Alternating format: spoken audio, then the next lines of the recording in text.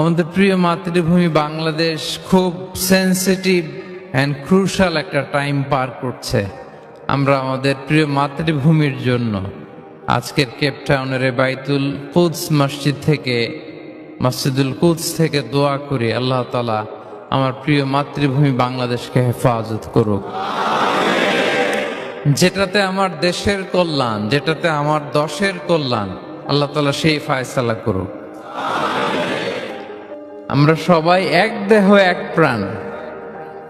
বিষ্ণুই বলেন, মাসালুল মুমিনিনা ফি তাওয়াদ্দিহিম ওয়া তারাহুমিহিম ওয়া তাআতুফিহিম মাসালুল জাসাদ। মুমিনদের ভালোবাসার সম্পর্ক, এটার দৃষ্টান্ত হচ্ছে পারস্পরিক ভালোবাসার সম্পর্ক হচ্ছে কামাসালিল জাসাদ। এটা একটা দেহের মতো, আমরা সবাই মিলে এক দেহ। দেহের কোনো অঙ্গ যদি ইনজুর্ড হয়, সারা দেহ যেমনি কষ্ট পায়, বিশ্বের কোথাও আমার কোনো দিনী ভাই যদি কষ্ট পায়, আমাদের প্রত্যেকের হৃদয়ে রক্তক্ষরণ ঘটে। চিল্লায় বলেন ঠিক কিনা? আপনার পা কেটে গেছে, এখন আমরা কি এরকম ভাবি যে পা গেছে তো কি হয়েছে, পাই না কষ্ট পাবে, সারা দেহ তো ওকে। ব্যাপারটা কেমন? দেখবেন পা কেটে গেলে রাতে ঘুম আসে না, ওইটার ব্যথায় জ্বর চলে আসে, এরকম আছে না নাই? এই জন্য বিষ্ণু ইসলাম বলেছেন, মাসালুল জাসাদ, একটা দেহ,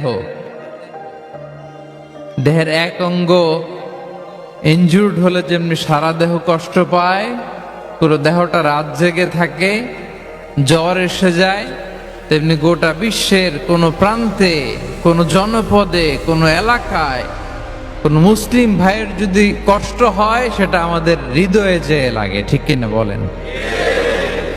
ফিলিস্তিনের ভাইয়েরা যদি কাঁদে, আমাদের ভালো লাগে? কাশ্মীরের ভাইরা যখন গৃহহীন হয়, আমরা এটা সহ্য করতে পারি? মিয়ানমারে আমার মুসলিম ভাইরা যখন নির্যাতিত হয়, আমরা কি এটা মেনে নেই? কারণ এক দেহ এক প্রাণ। আওয়াজ করে বলুন, এক দেহ এক দেহ। আজহার সাহেবের আগমন প্রবাসীদের পক্ষ থেকে, কেপ টাউনের পক্ষ থেকে নারায়ে তাকবীর, নারায়ে তাকবীর। আসসালামু আলাইকুম ওয়া রাহমাতুল্লাহি ওয়া বারাকাতুহু। নাহমাদুহু ওয়া নুসাল্লি আলা রাসূলিহিল কারীম। আম্মা বা'দু ফাআউযু বিল্লাহি মিনাশ শাইতানির রাজীম। বিসমিল্লাহির রাহমানির রহিম। ইন্নামাল মুমিনুনা ইখওয়া ফাআসলিহু বাইনা আখাওয়াইকুম ওয়াত্তাকুল্লাহা লাআল্লাকুম তুরহামুন। সাদাকাল্লাহুল আযীম। রব্বি ইশরাহ লি সাদরি ওয়া ইয়াসসির লি আমরি ওয়াহলুল উকদাতাম মিন লিসানি ইয়াফকাহু কওলি। তাফসীরুল কোরআন মাহফিল বাস্তবায়ন কমিটি দক্ষিণ আফ্রিকার আয়োজনে দক্ষিণ আফ্রিকার পর্যটন নগরী কেপ টাউনের এই মসজিদুল কুদসে আজকের এই প্রোগ্রামে যারা উপস্থিত হয়েছেন, তাদের সবাইকে জানাচ্ছি আন্তরিক শুভেচ্ছা এবং মোবারকবাদ। আহলান ওয়া সাহলান ওয়া মারহাবান বিকুম ফি হাযাল লিকা আত-তাইয়্যিব আল মুবারাক। আমরা শুরুতেই আল্লাহ রাব্বুল ইজ্জা ওয়াল জালালের দরবারে শুকরিয়া জ্ঞাপন করছি, যিনি আমাদেরকে এই পৃথিবীর বুকে জান্নাতের বাগান তথা আল্লাহর ঘর মসজিদে, এই মসজিদুল কুদসে এশার সালাতের পরে কিছু দিনই কথাবার্তা শুনবার জন্য একত্রিত হওয়ার সুযোগ করে দিয়েছেন। আমরা সবাই একসাথে আওয়াজ করে পড়ছি কালিমাতুশ শুকর আলহামদুলিল্লাহ। সবাই পড়ুন রব্বানা লাকাল হামদ Hamdan কাসীরান তাইয়িবান মুবারাকান ফীহি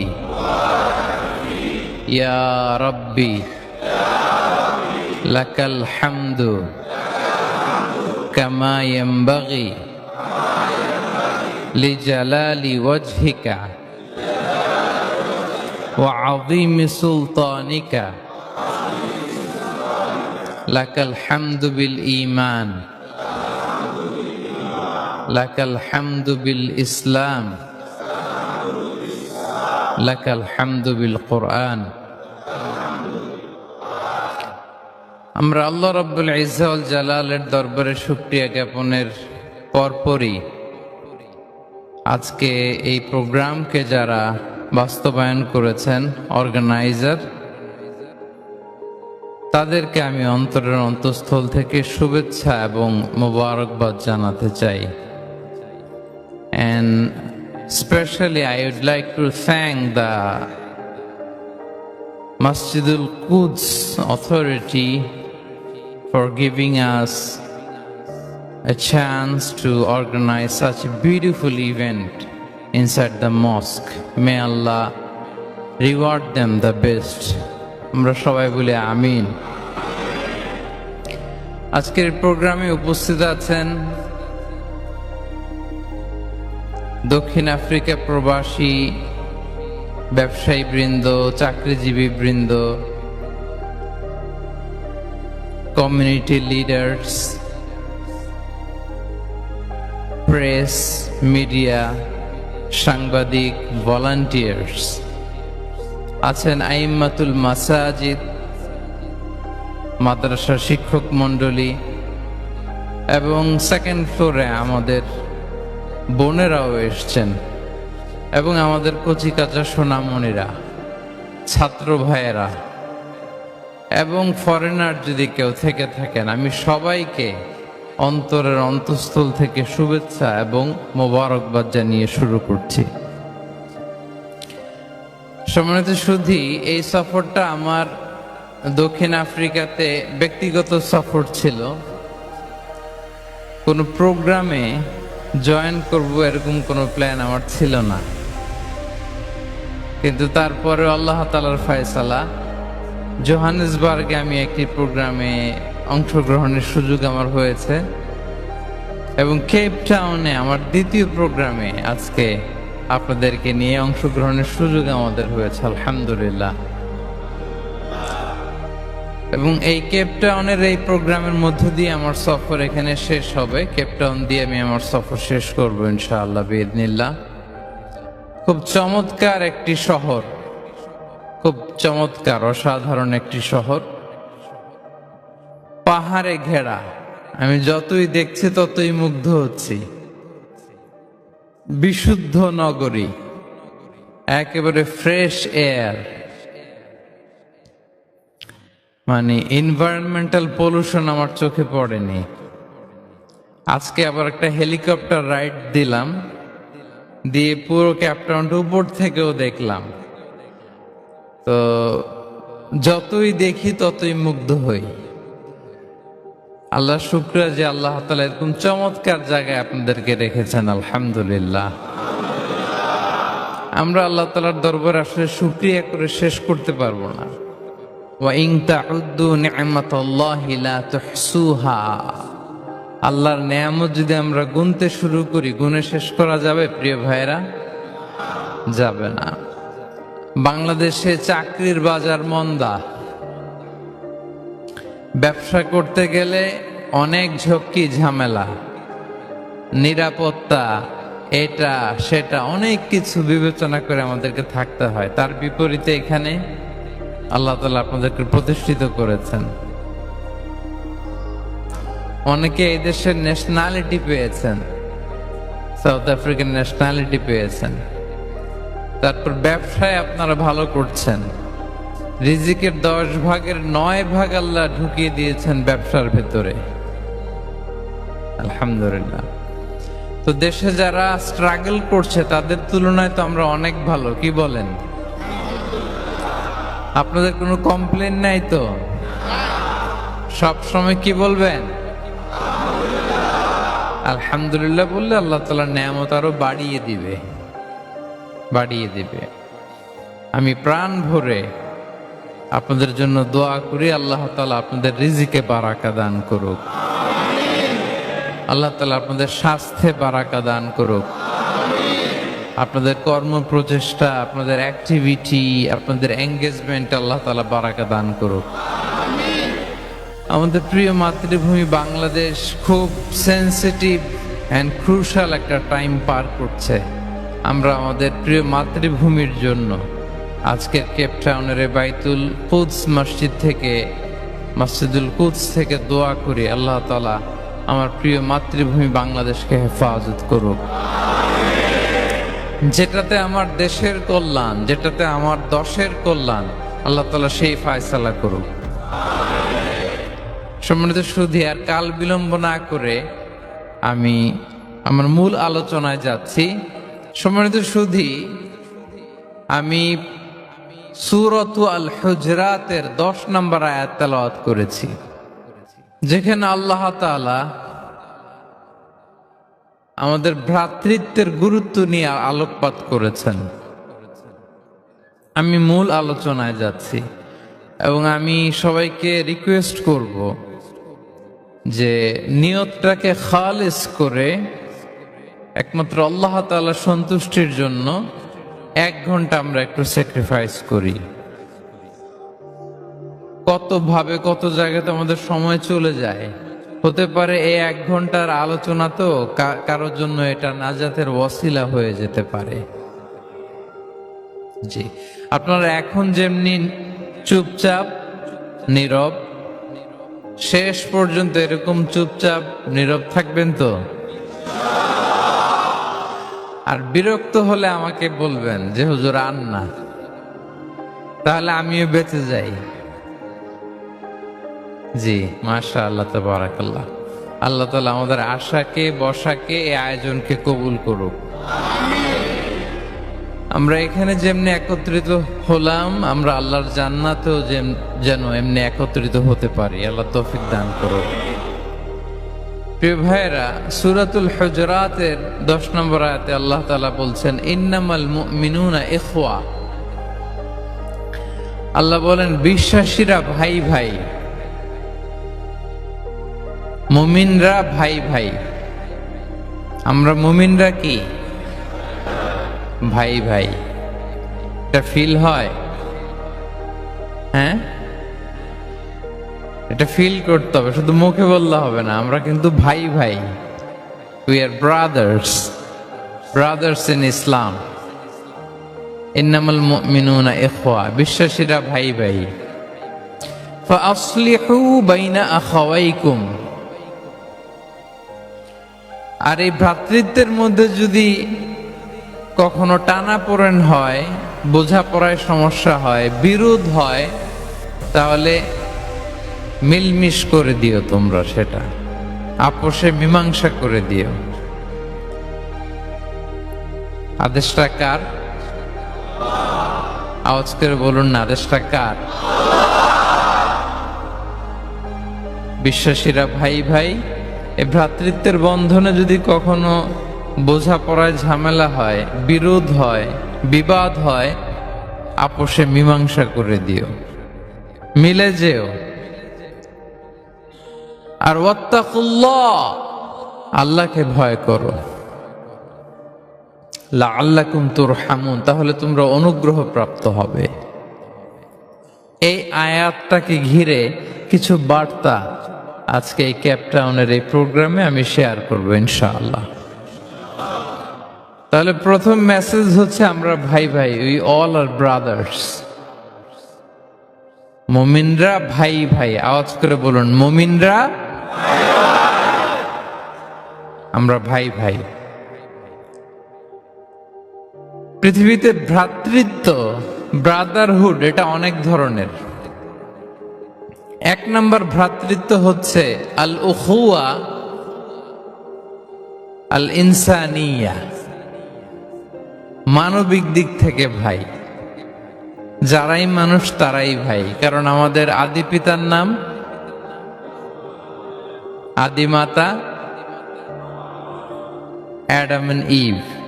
We came from the very same source, same origin.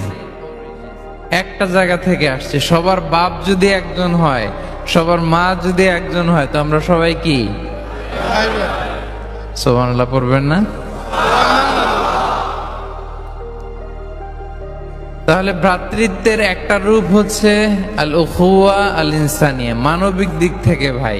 সেই হিসেবে হিন্দু আমার ভাই, খ্রিস্টানও আমার ভাই, বৌদ্ধ আমার ভাই, নাস্তিক আস্তিক সবাই আমার ভাই। এটা হলো ভ্রাতৃত্বের একটা ধরন। ভ্রাতৃত্বের আরেকটা ধরন হচ্ছে আল উখুয়া আন নাসাবিয়া, বংশীয় ভাই, বংশের সম্পর্ক বা রক্তের সম্পর্ক। যেমন আমার চাচাতো ভাই, খালাতো ভাই, আরো ক্লোজে গেলে আমার আপন ভাই, মায়ের পেটের ভাই, এক রক্তের ভাই, ঠিক কিনা বলেন?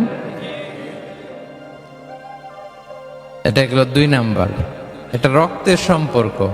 তাহলে একটা হচ্ছে মানবিক দিক থেকে সম্পর্ক ভাইয়ের, সবাই ভাই ভাই।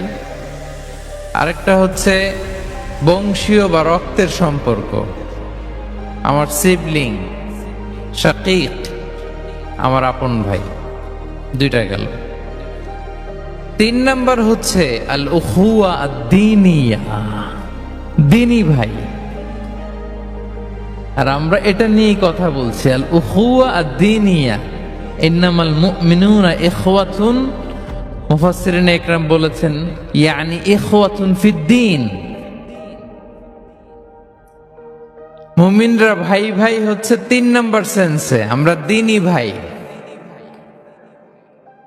আমি আপনাদের কাউকে দেখি নাই,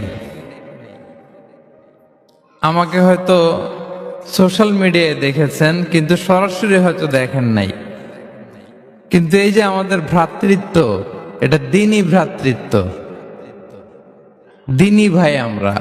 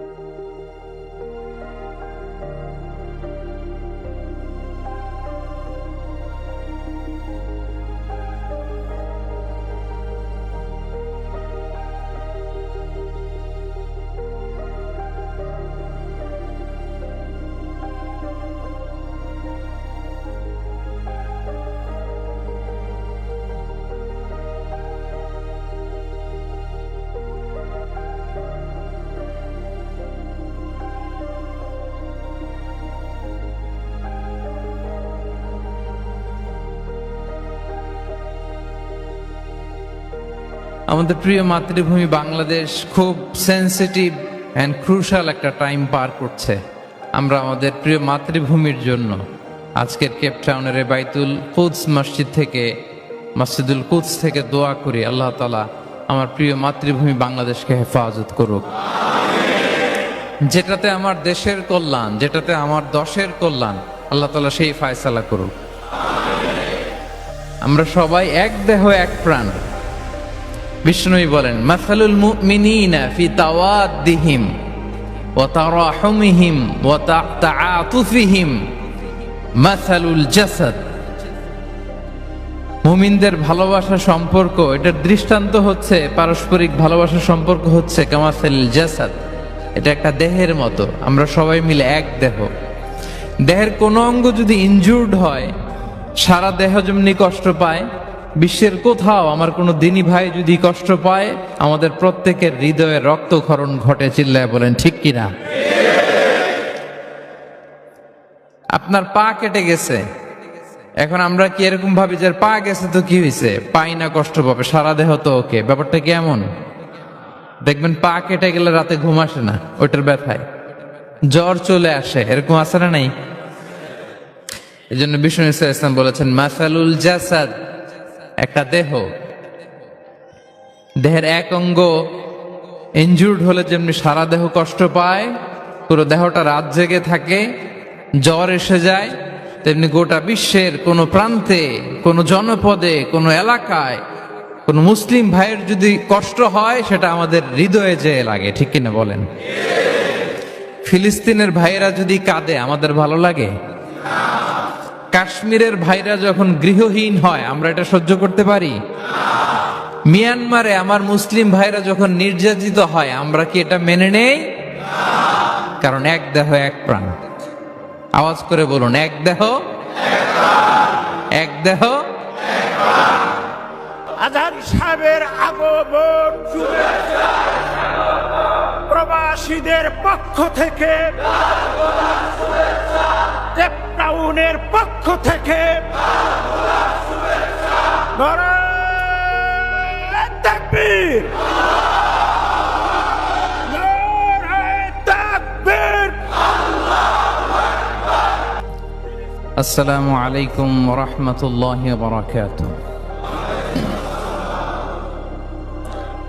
نحمده ونصلي على رسوله الكريم.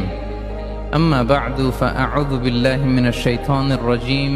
بسم الله الرحمن الرحيم. إنما المؤمنون إخوة فأصلحوا بين أخويكم واتقوا الله لعلكم ترحمون. صدق الله العظيم. رب اشرح لي صدري ويسر لي أمري واحلل عقدة من لساني يفقهوا قولي. তাফসীরুল কোরআন মাহফিল বাস্তবায়ন কমিটি দক্ষিণ আফ্রিকার আয়োজনে দক্ষিণ আফ্রিকার পর্যটন নগরী কেপ টাউনের এই মসজিদুল কুদসে আজকের এই প্রোগ্রামে যারা উপস্থিত হয়েছেন, তাদের সবাইকে জানাচ্ছি আন্তরিক শুভেচ্ছা এবং মোবারকবাদ। আহলান ওয়া সাহলান ওয়া মারহাবান বিকুম ফি হাযা আল-লিকা আত-তাইয়িব আল-মুবারাক। আমরা শুরুতেই আল্লাহ রাব্বুল ইজ্জা ওয়াল জালালের দরবারে শুকরিয়া জ্ঞাপন করছি, যিনি আমাদেরকে এই পৃথিবীর বুকে জান্নাতের বাগান তথা আল্লাহর ঘর মসজিদে, এই মসজিদুল কুদসে এশার সালাতের পরে কিছু দিনই কথাবার্তা শুনবার জন্য একত্রিত হওয়ার সুযোগ করে দিয়েছেন। আমরা সবাই একসাথে আওয়াজ করে পড়ছি কালিমাতুশ শুকর, আলহামদুলিল্লাহ। সবাই পড়ুন, রব্বানা লাকাল হামদ হামদান কাসীরান তাইয়িবান মুবারাকান ফীহি ইয়া রাব্বি লাকাল হামদু কামা ইয়ানবাগি লিজালালি ওয়াজহিকা ওয়া আযীমি সুলতানিকা লাকাল হামদু বিল ঈমান লাকাল হামদু বিল ইসলাম, লাকাল হামদু বিল কোরআন। আমরা আল্লাহ রাব্বুল ইজ্জা ওয়াল জালালের দরবারে শুকরিয়া জ্ঞাপনের পরপরই আজকে এই প্রোগ্রামকে যারা বাস্তবায়ন করেছেন, অর্গানাইজার, তাদেরকে আমি অন্তরের অন্তঃস্থল থেকে শুভেচ্ছা এবং মোবারকবাদ জানাতে চাই। And especially I would like to thank the Masjidul Quds authority for giving us a chance to organize such a beautiful event inside the mosque. May Allah reward them the best. আমরা সবাই বলি আমিন। আজকের প্রোগ্রামে উপস্থিত আছেন দক্ষিণ Africa প্রবাসী ব্যবসায়ী বৃন্দ, চাকরিজীবী বৃন্দ, কমিউনিটি লিডার্স, প্রেস, মিডিয়া, সাংবাদিক, ভলান্টিয়ার্স আছেন, আইম্মাতুল মাসাজিদ, মাদ্রাসার শিক্ষক মণ্ডলী, এবং সেকেন্ড ফ্লোরে আমাদের বোনেরাও এসছেন, এবং আমাদের কচিকাচা সোনামণিরা, ছাত্র ভাইয়েরা এবং ফরেনার যদি কেউ থেকে থাকেন, আমি সবাইকে অন্তরের অন্তঃস্থল থেকে শুভেচ্ছা এবং মোবারকবাদ জানিয়ে শুরু করছি। সম্মানিত সুধী, এই সফরটা আমার দক্ষিণ আফ্রিকাতে ব্যক্তিগত সফর ছিল। কোনো প্রোগ্রামে জয়েন করব এরকম কোনো প্ল্যান আমার ছিল না, কিন্তু তারপরে আল্লাহ তাআলার ফয়সালা, জোহানেসবার্গে আমি একটি প্রোগ্রামে অংশগ্রহণের সুযোগ আমার হয়েছে, এবং কেপ টাউনে আমার দ্বিতীয় প্রোগ্রামে আজকে আপনাদেরকে নিয়ে অংশগ্রহণের সুযোগ আমাদের হয়েছে, আলহামদুলিল্লাহ। এবং এই কেপ টাউনের এই প্রোগ্রামের মধ্য দিয়ে আমার সফর এখানে শেষ হবে। কেপ টাউন দিয়ে আমি আমার সফর শেষ করবো ইনশাআল্লাহ বিইذনিল্লাহ। খুব চমৎকার একটি শহর, খুব চমৎকার অসাধারণ একটি শহর, পাহাড়ে ঘেরা। আমি যতই দেখছি ততই মুগ্ধ হচ্ছি। বিশুদ্ধ নগরী, একেবারে ফ্রেশ এয়ার, মানে এনভায়রনমেন্টাল পলিউশন আমার চোখে পড়েনি। আজকে আবার একটা হেলিকপ্টার রাইড দিলাম, দিয়ে পুরো কেপ টাউনটা উপর থেকেও দেখলাম। তো যতই দেখি ততই মুগ্ধ হই। আল্লাহ শুকরিয়া যে আল্লাহ তাআলা এরকম চমৎকার জায়গায় আপনাদেরকে রেখেছেন, আলহামদুলিল্লাহ। আমরা আল্লাহ তাআলার দরবারে আসলে শুকরিয়া করে শেষ করতে পারবো না। ওয়া ইন তাউদ্দু নি'মাতাল্লাহি লা তুহসুহা। আল্লাহর নেয়ামত যদি আমরা গুনতে শুরু করি, গুনে শেষ করা যাবে প্রিয় ভাইরা? যাবে না। বাংলাদেশে চাকরির বাজার মন্দা, ব্যবসা করতে গেলে অনেক ঝক্কি ঝামেলা, নিরাপত্তা, এটা সেটা অনেক কিছু বিবেচনা করে আমাদেরকে থাকতে হয়। তার বিপরীতে এখানে আল্লাহ তাআলা আপনাদেরকে প্রতিষ্ঠিত করেছেন। অনেকে এই দেশের ন্যাশনালিটি পেয়েছেন, সাউথ আফ্রিকান ন্যাশনালিটি পেয়েছেন। তারপর ব্যবসায় আপনারা ভালো করছেন, রিজিকের 10 ভাগের 9 ভাগ আল্লাহ ঢুকিয়ে দিয়েছেন ব্যবসার ভেতরে, আলহামদুলিল্লাহ। তো দেশে যারা স্ট্রাগল করছে তাদের তুলনায় তো আমরা অনেক ভালো, কি বলেন? আপনাদের কোনো কমপ্লেন নাই তো? সব সময় কি বলবেন? আলহামদুলিল্লাহ বললে আল্লাহ তাআলা নেয়ামত আরো বাড়িয়ে দিবে, বাড়িয়ে দিবে। আমি প্রাণ ভরে আপনাদের জন্য দোয়া করি, আল্লাহ তাআলা আপনাদের রিজিকে বারাকা দান করুক, আল্লাহ তাআলা আপনাদের স্বাস্থ্যে বারাকা দান করুক, আপনাদের কর্ম প্রচেষ্টা, আপনাদের অ্যাক্টিভিটি, আপনাদের এঙ্গেজমেন্ট আল্লাহ তাআলা বারাকা দান করুক। আমাদের প্রিয় মাতৃভূমি বাংলাদেশ খুব সেন্সিটিভ অ্যান্ড ক্রুশাল একটা টাইম পার করছে। আমরা আমাদের প্রিয় মাতৃভূমির জন্য আজকের কেপ টাউনের বাইতুল কুদস মসজিদ থেকে, মসজিদুল কুদস থেকে দোয়া করি, আল্লাহ তাআলা আমার প্রিয় মাতৃভূমি বাংলাদেশকে হেফাজত করুক। যেটাতে আমার দেশের কল্যাণ, যেটাতে আমার দশের কল্যাণ, আল্লাহ তাআলা সেই ফয়সালা করুক। সম্মানিত সুধী, আর কাল বিলম্ব না করে আমি আমার মূল আলোচনায় যাচ্ছি। সম্মানিত সুধী, আমি সূরাতু আল হুজরাতের 10 নম্বর আয়াত তেলাওয়াত করেছি, যেখানে আল্লাহ তাআলা আমাদের ভ্রাতৃত্বের গুরুত্ব নিয়ে আলোকপাত করেছেন। আমি মূল আলোচনায় যাচ্ছি এবং আমি সবাইকে রিকোয়েস্ট করব যে নিয়তটাকে খালিস করে একমাত্র আল্লাহ তাআলা সন্তুষ্টির জন্য 1 ঘন্টা আমরা একটু স্যাক্রিফাইস করি। কত ভাবে কত জায়গাতে আমাদের সময় চলে যায়, হতে পারে এই 1 ঘন্টার আলোচনা তো কারোর জন্য এটা নাজাতের ওয়াসিলা হয়ে যেতে পারে। জি, আপনারা এখন যেমনি চুপচাপ নীরব, শেষ পর্যন্ত এরকম চুপচাপ নীরব থাকবেন তো? আর বিরক্ত হলে আমাকে বলবেন যে হুজুর আর না, তাহলে আমিও বেঁচে যাই। জি, মাশাআল্লাহ, তাবারাকাল্লাহ। আল্লাহ তাআলা আমাদের আশাকে বসাকে এই আয়োজনকে কবুল করুক। আমরা এখানে যেমনি একত্রিত হলাম, আমরা আল্লাহর জান্নাতেও যেন এমনি একত্রিত হতে পারি। আল্লাহ তৌফিক দান করুক। প্রিয় ভাইরা, সূরাতুল হুজুরাতের 10 নম্বর আয়াতে আল্লাহ তাআলা বলছেন, ইন্নামাল মুমিনুনা ইখওয়া। আল্লাহ বলেন বিশ্বাসীরা ভাই ভাই,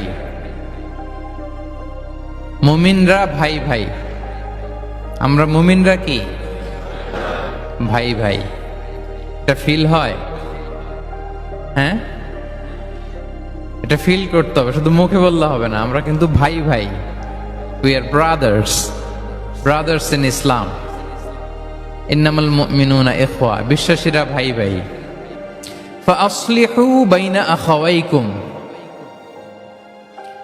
আর এই ভ্রাতৃত্বের মধ্যে যদি কখনো টানাপোড়েন হয়, বোঝাপড়ায় সমস্যা হয়, বিরোধ হয়, তাহলে মিলমিশ করে দিও, তোমরা সেটা আপোষে মীমাংসা করে দিও। আদেশটা কার? আওয়াজ করে বলুন না, আদেশটা কার? বিশ্বাসীরা ভাই ভাই। এই ভ্রাতৃত্বের বন্ধনে যদি কখনো বোঝাপড়ায় ঝামেলা হয়, বিরোধ হয়, বিবাদ হয়, আপোষে মীমাংসা করে দিও, মিলে যেও। আর ওয়াত্তাকুল্লাহ, আল্লাহকে ভয় করো। লাআল্লাকুম তুরহামুন, তাহলে তোমরা অনুগ্রহ প্রাপ্ত হবে। এই আয়াতটাকে ঘিরে কিছু বার্তা আজকে এই ক্যাপটাউনের এই প্রোগ্রামে আমি শেয়ার করবো ইনশাআল্লাহ। তাহলে প্রথম মেসেজ হচ্ছে আমরা ভাই ভাই, উই অল আর ব্রাদার্স। মুমিনরা ভাই ভাই, আওয়াজ করে বলুন, মুমিনরা আমরা ভাই ভাই। পৃথিবীতে ভ্রাতৃত্ব, ব্রাদারহুড, এটা অনেক ধরনের। 1 নম্বর ভ্রাতৃত্ব হচ্ছে আল উখুয়া আল ইনসানিয়া, মানবিক দিক থেকে ভাই। যারাই মানুষ তারাই ভাই, কারণ আমাদের আদি পিতার নাম, আদি মাতা Adam and Eve. We came from the very same source, same origin. একটা জায়গা থেকে আসছে। সবার বাপ যদি একজন হয়, সবার মা যদি একজন হয়, তো আমরা সবাই কি? সুবহানাল্লাহ পড়বেন না?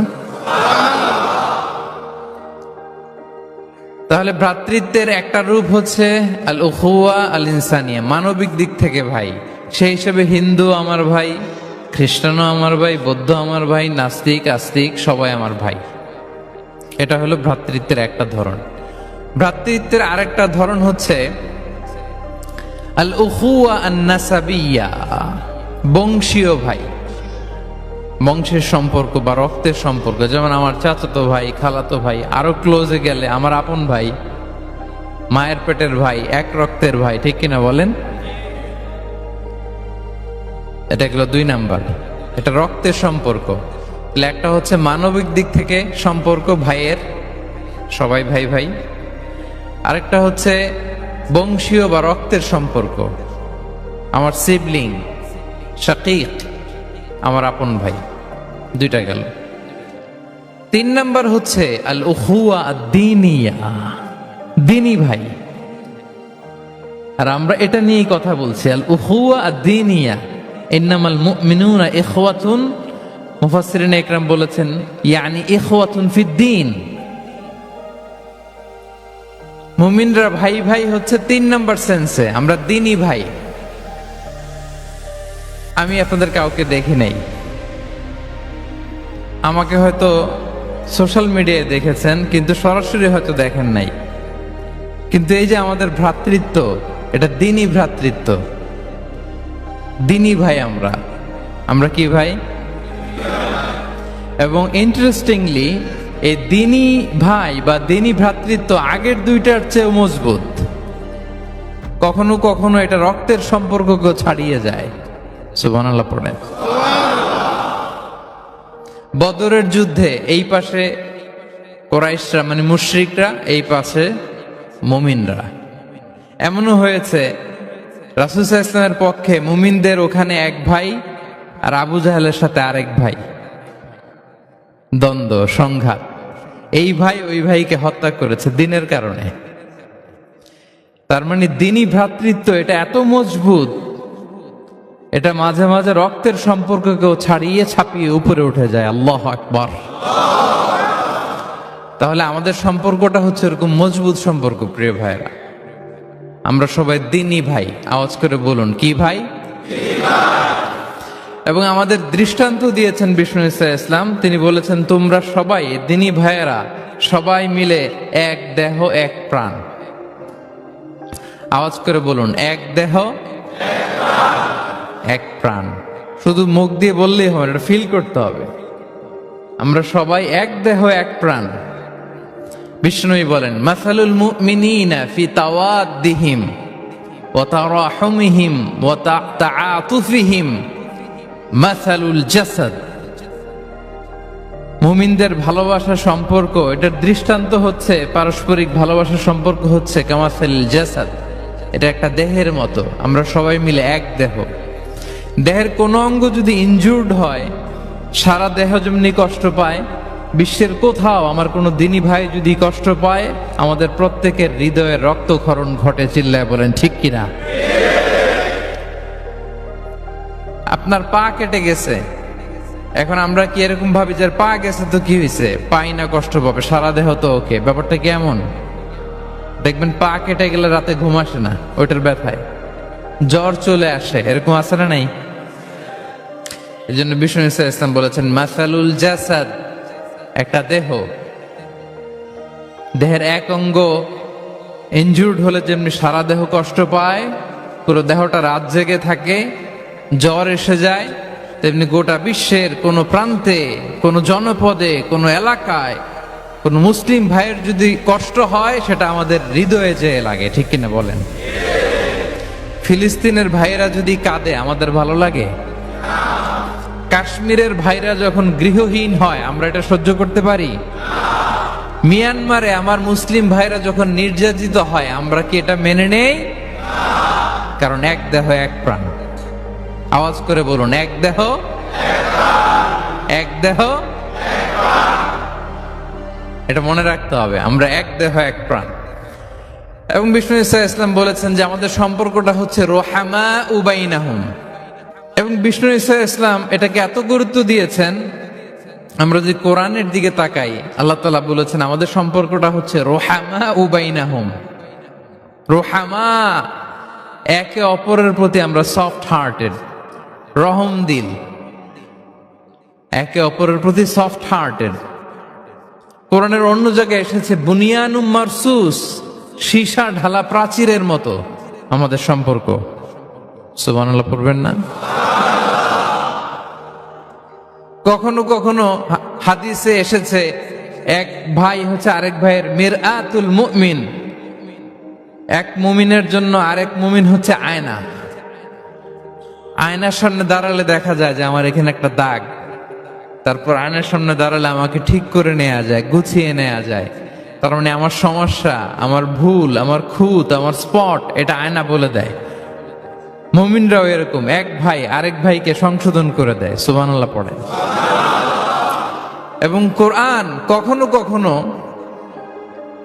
আমাদেরকে বলেছে যে ওয়ায়ুফিরুনা আলা আনফুসিহিম ওয়ালাউ কানা বিহিম খাসাসা। ভ্রাতৃত্বের সম্পর্কটা এমন হবে যে নিজের প্রয়োজনের চেয়েও মুমিন ভাই তার অন্য ভাইয়ের প্রয়োজনকে গুরুত্ব দিবে। পড়েন সুবহানাল্লাহ। আমার প্রয়োজন, তারপর আমি না নিয়ে আমার ভাইকে দিব। এরকম নিদর্শন আমাদের মধ্যে আছে না নাই? আপনারা ইয়ারমুকের যুদ্ধের নাম শুনেছেন। হিজরি 15 সালের কথা, বিষ্ণু ঈসা ইসলামের ইন্তেকালের 4-5 বছর পরের ঘটনা। ওমরে ফারুক রাদিয়াল্লাহু তাআলা আনহু, উনি হচ্ছেন তখন আমাদের খলিফা, the second caliph of Islam, আমিরুল মুমিনিন, খলিফাতুল মুসলিমিন।